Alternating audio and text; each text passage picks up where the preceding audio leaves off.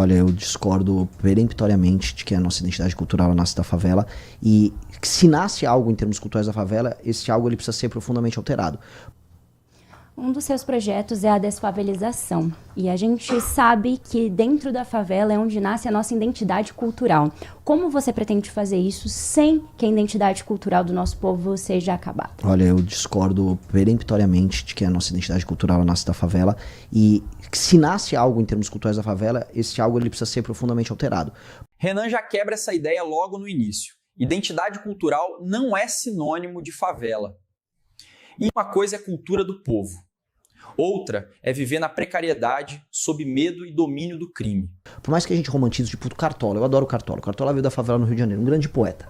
Pois bem, a existência do Cartola justifica a existência de um arranjo urbanístico em que milhões de pessoas vivem sem esgoto, controlados pelo crime organizado? Não. Mas eu tenho certeza que se houvesse um bairro bom, o Cartola existiria ali e ia fazer arte de qualidade. Hoje a arte, vamos dizer, a arte de massa que surge da favela não é o Cartola. A arte de massa é o MC Pose do Rodo, é o Oruan. É gente que produz música que tece lousa ao crime organizado e que defende, na prática, vamos dizer, uma objetificação da mulher tão humilhante, a mulher como um pedaço de carne, uma mulher como um ser submetido ao crime, que é um desrespeito à mulher, ao pai, à mãe que tá ali. Então, a cultura da favela, eu defendo não apenas que a favela comece esse arranjo urbanístico, mas a cultura da favela precisa ser profundamente alterada. Hoje, né, se eu fosse ser um esquerdista, o esquerdista diz que é o seguinte, a cultura serve para justificar as relações materiais. E eu vou me comportar agora como um esquerdista no sentido de dizer, a cultura que sai da favela, ela serve para justificar o sistema de relações em que o crime manda nas pessoas. Um cantor como o Pose do Rodo, que diz que todos os homens vão sair com todas as mulheres aí, com as meninas naquele bairro, menores de idade inclusive, porque eles têm armas, que é o que eles cantam naqueles bailes, justificam a ascendência, a liderança que os criminosos têm naquela comunidade e o terror que eles geram. Portanto, nós temos um programa claro para desfavelizar o Brasil. São 900 bilhões de reais para a gente acabar com esse modelo arquitetônico e urbanístico fracassado e que gera pobreza e que reflete pobreza, que é a favela. Só que nós temos que tornar também a favela um lugar que cria uma cultura de confiança. Renan defende reurbanizar a favela e reintegrar essa população ao Estado, já que muitas dessas áreas hoje vivem sob controle do crime organizado. Uma cultura em que as pessoas cuidem do seu bairro, que as pessoas se sintam protegidas e parte do Estado brasileiro.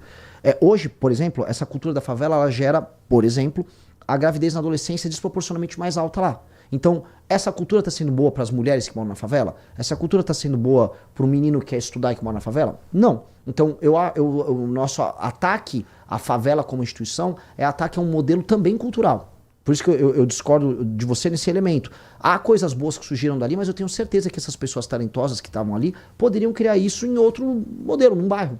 Vou dar um exemplo. O samba em São Paulo, ele não surgiu da favela. Você tinha os curtiços, o samba, o Adoniran Barbosa. Mas o Vai-Vai tem quase 100 anos vindo de um quilombo, que é o Quilombo Saracura. O quilombo não é uma favela. O quilombo é um quilombo, a favela é uma favela. A Bela Vista é uma favela. A região da Bela Vista é uma favela, é um bairro pobre, mas não é uma favela.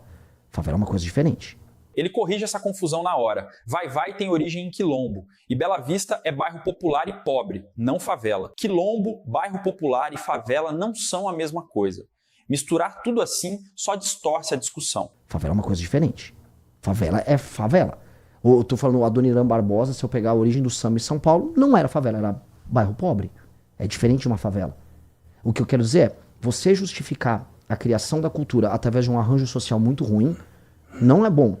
Não é bom nem para quem cria cultura e nem para quem mora naquele lugar. Isso vale para a música sertaneja, que também expõe a mulher da mesma forma, que também sexualiza adolescentes e fala sobre bebida alcoólica? Eu não acho que a música sertaneja ela faça isso na mesma intensidade do que o MC Pose do Rodo.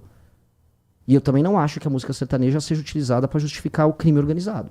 Crime organizado. Renan responde que não é a mesma coisa. Uma letra pode até ser vulgar ou sexista, mas apologia ao crime organizado é outro patamar. Crime organizado, hoje você tem os MCs que fazem isso. Mas o crime organizado está na Faria Lima também, né, candidato? O crime organizado está na Faria Lima através da REAG, que é ligada ao PCC, pra gente dar bem os nomes aos bois. E eles têm que ser presos. Agora, eu não sei se tem um cantor sertanejo que está defendendo a REAG. Se me mostrar, eu vou pedir a prisão de todos eles. Eu adoraria pedir... olha só, eu gosto mais de samba do que boa parte do sertanejo. Mas não é resumir muito a cultura da favela a um MC apenas, a um tipo de cultura? Porque, por exemplo, a Mangueira do Cartola continua fazendo cultura. A Mangueira do Cartola continua fazendo cultura. Dito isso, a Mangueira trabalha para bicheiro também, que é ligado ao crime organizado. Até aí, o carnaval do Rio de Janeiro é ligado a bicheiro. E eu também não vou justificar a existência das favelas por causa da existência da Mangueira. O problema que a gente vai sempre incorrer é, como há um estado paralelo que se instala nas favelas, todas as expressões culturais vão terminar, no fim do dia, ligados à expressão do crime, que é uma expressão de poder. E há, no final do dia, uma romantização. Houve agora uma ótima série da Globo lá, o Vale que é Escrito. Uhum. As pessoas saíram romantizando. Pô, o bicheiro é o nosso gangster italiano. Pô, o bicheiro é um criminoso. No final do dia, estamos falando do bicheiro que contratou o Adriano da Nóbrega, o miliciano, para assaltar adversários dele, para matar adversários dele. Então, este tipo de modelo cultural não pode, vamos dizer, ser utilizado como muleta para a manutenção de um modelo político, que é o modelo do crime que se instala nas favelas, que faz mal para as pessoas. Então, isso tem que ser desconstruído.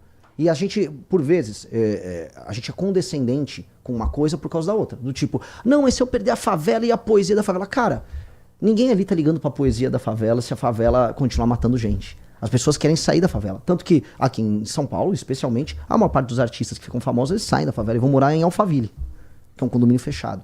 Então eu não acho que uma coisa justifica a outra de maneira alguma. Como fazer, então, a cultura chegar até essas camadas mais pobres da sociedade? Eu acho que a gente tem que permitir que as pessoas... Existe uma coisa que chama a famosa pirâmide de Maslow, né? Que é a pirâmide de prioridades que as pessoas têm, que vai do começo da sua existência, sua alimentação, sua segurança, até chegar no fim, seu bem-estar, a sua autoestima. A pirâmide de prioridades. Ou seja, você não tem como pensar em bem-estar ou produzir cultura quando você tem medo de morrer. A maior parte das pessoas, nos bairros mais pobres brasileiros, eles têm mais medo do que pessoas em outras regiões.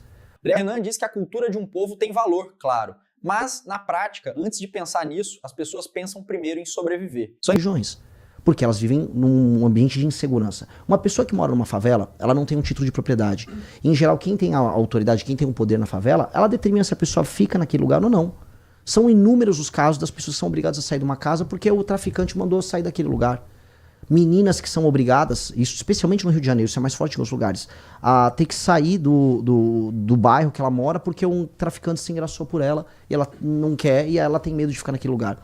Para você alterar isso, então, para você produzir cultura de verdade, porque você tem pessoas talentosíssimas aqui no universo, não só pessoas talentosas para cultura, tô falando de pessoas talentosas para ser empreendedores. A Paraisópolis em São Paulo é uma máquina produtora de novos negócios, a própria Rocinha tem novos negócios.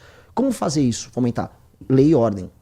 Urbanismo decente, recuperação daqueles lugares, oferecimento de propriedade para aquelas pessoas, casas decentes, as pessoas poderem aí sim, comendo direito, sem medo de ser assaltado, sem medo do traficante, trabalhar, produzir, algumas vão se dedicar à cultura, outros ao empreendedorismo e essas pessoas vão aflorar. Então há um papel do Estado em trazer essas pessoas, essas comunidades para o Brasil. O desafio, e hoje a minha provocação essas pessoas são brasileiras? O Brasil trata essas pessoas como titulares de direitos? Elas não têm direitos a nada, então elas não são sequer brasileiros nesse sentido. A gente precisa agora repatriar 23 milhões de brasileiros. E aí eles vão trazer a cultura e de uma maneira melhor do que eles fazem hoje, com mais condições do que eles fazem hoje.